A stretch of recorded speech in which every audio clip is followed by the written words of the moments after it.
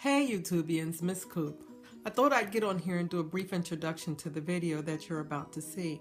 It took place just before Thanksgiving, and I wanted to share with you some things that I was thinking about as far as YouTube Nazis, menopause, exercising, my vegan journey. So hopefully you'll stay to the end of the video. Thanks for keeping a sister strong. Now for the video. You know, here's the funny thing. I don't have any Nazis on my channel. Well, let me change that. A couple of times, somebody put some negative stuff on my channel about a month back on my empty nest video.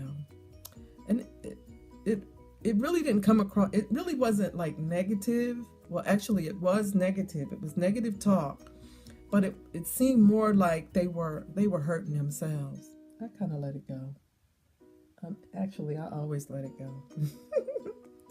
Because it doesn't matter to me. I mean, you know, I can't help what you say on my channel. I can help what I say on my channel, but I can't help what you say on my channel. Now, that said, you know, if you're hurting, you need to go and find somebody to talk to if you're hurting. Do you, and let those people do them. I think that's best. I just thought that was kind of funny that somebody would add that statement. I think the statement was, it was on my empty nest video, and they were saying, yeah, or you'll make videos so you're not so lonely. I made videos long before I was an empty nester. So that in and of itself told me that was probably the first video that you had ever seen of mine. I've been on YouTube since I think 2008. I started doing YouTube videos because I wanted to share what I knew. And at the time, I was just getting over being ill. At the time, I thought maybe I thought I was dying.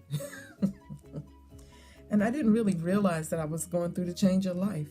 Really, that's what was happening. I was going through the change of life. I was going through menopause, and it was so many things happening. You know, you have no idea, you know, how that whole process works. One minute you're hot, the next minute you're cold. And you're laying in the bed at night and you sleep, and all of a sudden you start heating up, and then you start sweating.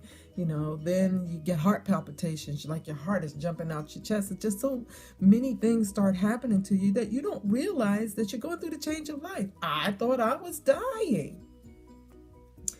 And so it was difficult for me. It was very difficult. And I started doing videos because I wanted to leave messages to my kids. And I knew that I didn't want to worry them, so I didn't want to tell them, you know, mom's sick and blah, blah, blah. That scared the hell out of them. I didn't want to do that. And I'm glad I didn't. That was 8 years ago. And I'm glad I didn't. I'm glad I didn't. Because the real truth was, it wasn't that I was sick. I was going through a phase in my life. I was going through a phase that many women go through. Many women go through. And as a result, when you go through that phase that many women go through, a lot of women don't talk about it. They don't talk about going through the change. That's how they used to talk about it when I was a kid. Oh, she's going through the change. You know, as though it was a horrible secret, you know. And the real truth is that it's a blessing to go through that phase of your life, because when it's finally over, you ain't got no periods, honey. You can live in Victoria's Secrets. But nobody really said, you know, what happens when you go through the change. So I'm here to tell you that there's a whole series of things that happen to you when you go through the change. A whole series of things, you know, and it's going to be different for every woman. But it's important that you share that information with your daughters. Very important that you share it with your daughters, because they don't know, you know, they'll be sitting up there thinking the same damn thing you think. Oh my God, or the same thing I thought. Oh my God, I'm dying. Oh my God, I'm dying. And it's not funny now. Well, it's funny now. It wasn't funny then. It was not funny then. Oh my God. And I was afraid, you know, And I didn't want to tell anybody. That was the other thing. I didn't want to tell anybody. And so, I chose to go through the process by myself. And had I told somebody probably would have shared with me and said, baby, this is what you're going through. And the thing is, as you're going through it, and you got one thing happen and, you heat up and then you, I don't want to say thaw out. And then you heat up again and then you thaw out again. You say, oh my God, what happened? The real problem was that I was running back and forth to Johns Hopkins Hospital and running back and forth to my doctor. And I kept saying, well, maybe it could be menopause or something. And they were saying, you're too young for that. I was 45, I think, at the time, or something like that. I was 45. I started around 45 when I started going through the change. I'd be in the copy room and my body would heat up. And then I would be in the car and my body would heat up. I thought it was the seats, so I'd reach down and turn the seats down, off, and then realize that the seats weren't on. It's like, whoa. And it was uncomfortable. And as time went on, it got worse, almost to the point where I could barely talk. My body would heat up and I got in mid-sentence. I couldn't get it together. And so I was a trainer at the time, a corporate trainer. And my job was to go out to various different locations and to explain the inner workings of a new application that we rolled out. And so I would explain what was going on in mid-sentence, going through this thing. And my partner, who, would see me, she would recognize that was what was happening. And she would pick up where I left off and begin to continue to explain. Me, on the other hand, while I'm sitting there, I'm breaking out in cold sweats, all over my face. And I got to blot my face and try to pull myself together and go back into what it was that I was talking about. And that was difficult for me at the time. But she was good like that. So, mothers, I'm going to encourage you to share with your daughters that process, because when their turn rolls around, they're not going to understand what's going on. The doctor's going to go with their educated guess. You're too young for that. Yeah, no, not yet. You're not ready yet. That's not you. When in all actuality, that is exactly what is happening to you. It's not an easy process. Like my sister, she's not having anything. She don't get hot flashes. She don't get the heart palpitations. She don't get nothing.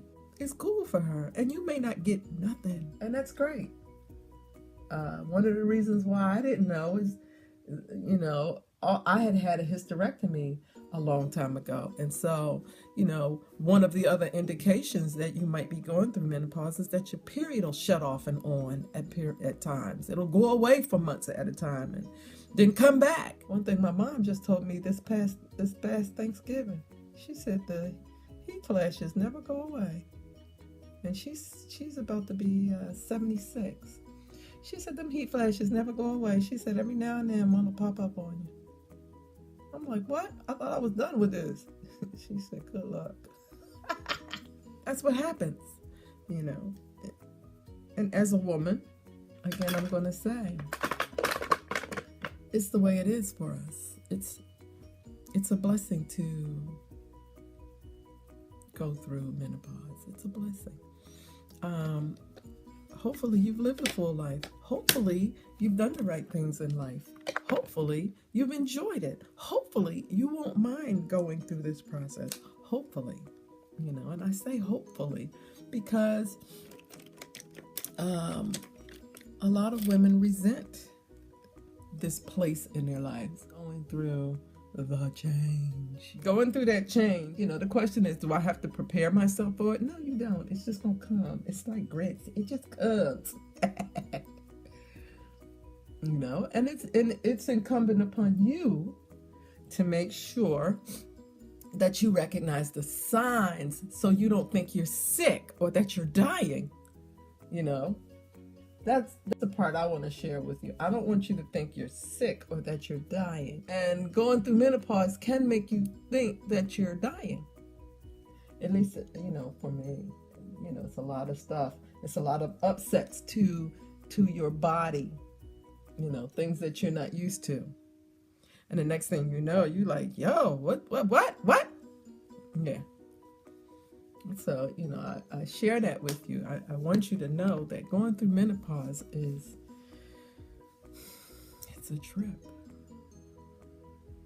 You know, you go through those mood swings. There are some mood swings, although I'm a very happy person all the time, or most of the time.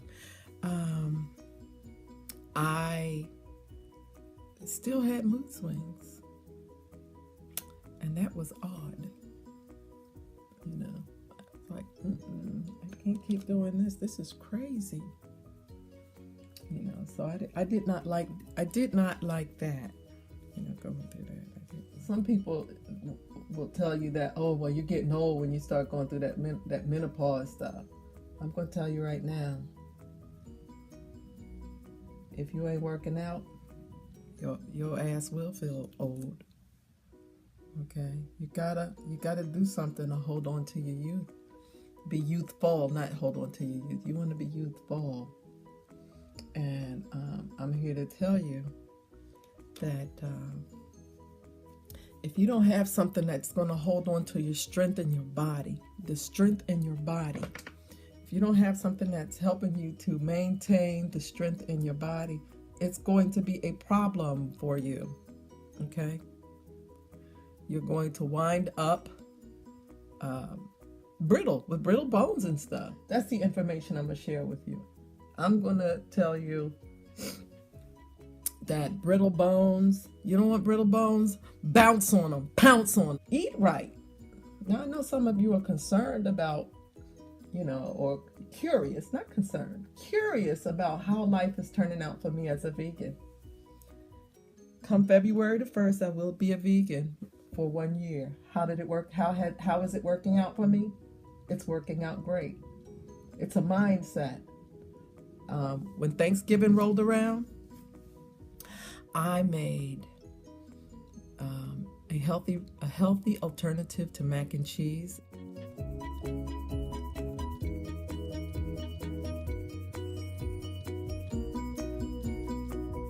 was very delicious. I enjoyed it. My niece, who is a vegetarian, but she says that she's going to become a vegan come January the 1st.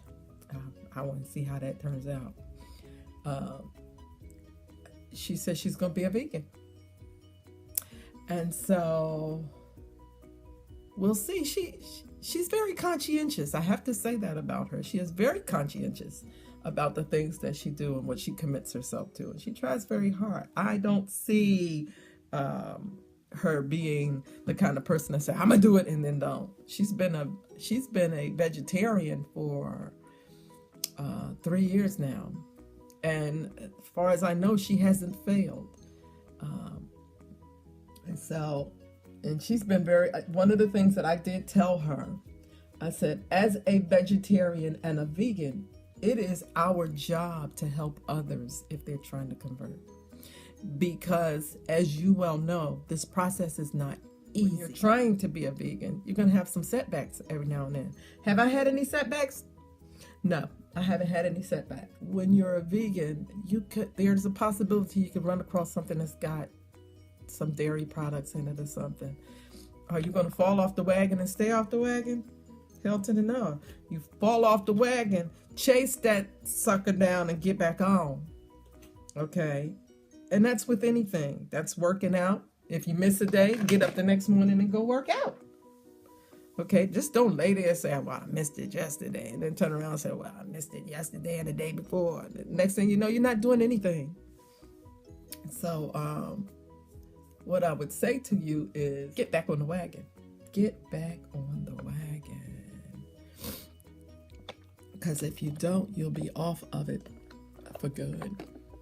And you don't want to be off of it for good. I am not What I'm going to say to you is thanks for keeping the sister strong. And I will talk to you in my next video. This was just a random chat. So hopefully I'll see you in my next video. Until we meet again, take care, everybody. Bye-bye.